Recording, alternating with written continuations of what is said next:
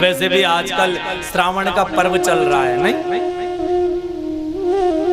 श्रावण का पर्व और ऊपर से मलमास, मलमास का महीना, अधिक मास। और आप बिंजोला परिवार तो बड़े भाग्यशाली है जो ये मलमास में श्रीमद् भागवत की अमृत कथा सुन रहे हैं और श्रावण के महीने भी ये श्रीमद् भागवत की कथा सुन रहे हैं, जबकि होनी तो जनवरी में थी। लेकिन ये है हमारे पितरों के आशीर्वाद से और देवी देवताओं के आशीर्वाद से ये कथा आप इस श्रावण मास में और मल मास में इस कथा को सुन रहे हो। 4 गुना फल मिलता है अधिक मास में इस कथा का श्रवण करने से, 4 गुना फल। इसलिए आप तो बड़े भाग्यशाली है, 7 दिनों तक नियम से इस कथा का श्रवण मनन और चिंतन करते रहो। ये जो श्रावण का महीना है, जब जैसे ही हर वर्ष श्रावण का महीना जैसे आता है, लोगों के लोटे बाहर निकल जाते हैं और शिवलिंग में जल चढ़ाने के लिए इतनी लंबी लाइन लगा लेते हैं, 10-10 1-1 किलोमीटर तक। जैसे ही श्रावण का महीना खत्म, वैसे वो लोटे बक्से में बंद। हाँ, हो गया पूरा साल भर का, खूब जल चढ़ा दिया। अगर शंकर भगवान के मंदिर में जाते हो, जल चढ़ाते हो, तो हमेशा जाओ ना, रोज जाओ ना। स्पेशल श्रावण के ही महीने, केवल एक श्रावण के ही महीने में शंकर भगवान के दर्शन होते हैं, बाकी 11 महीने खा गए। हमेशा।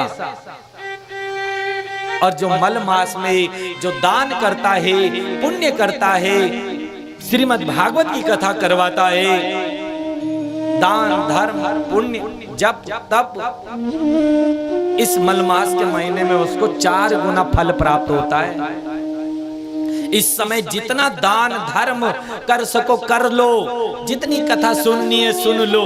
ये मलमास का महीना है, बड़ी मुश्किल से ये कथा मिलती है श्रवण करने को।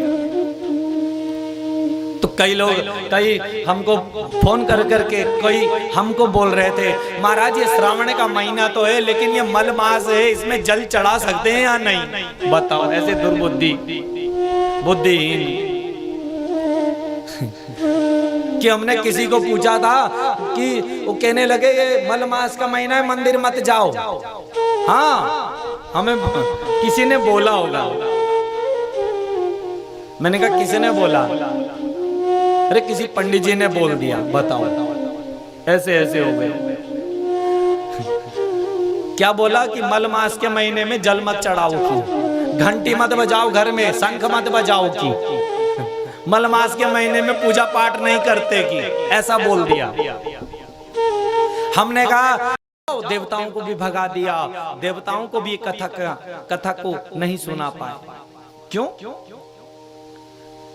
क्योंकि इसका अधिकारी राजा परीक्षित है, इसीलिए राजा परीक्षित को सुनाई और देवता लोग सब भाग गए, चले गए। देवता लोग बड़े परेशान होते हैं। आंख का देवता सूर्य, ये आंख का देवता परेशान।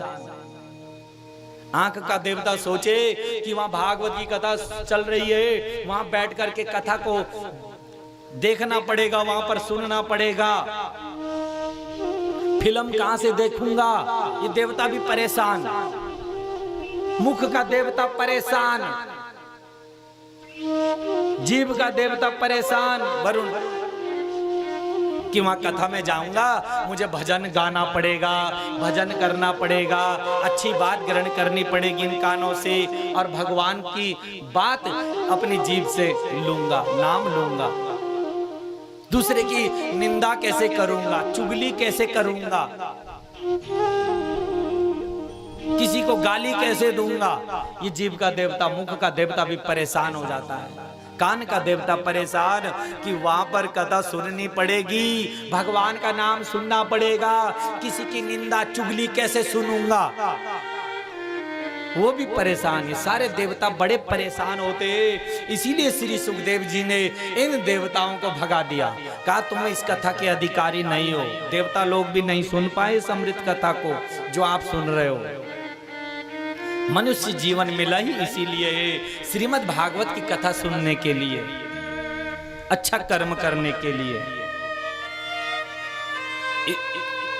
24 घंटे निरंतर भगवान के नाम का धन संग्रहित करना।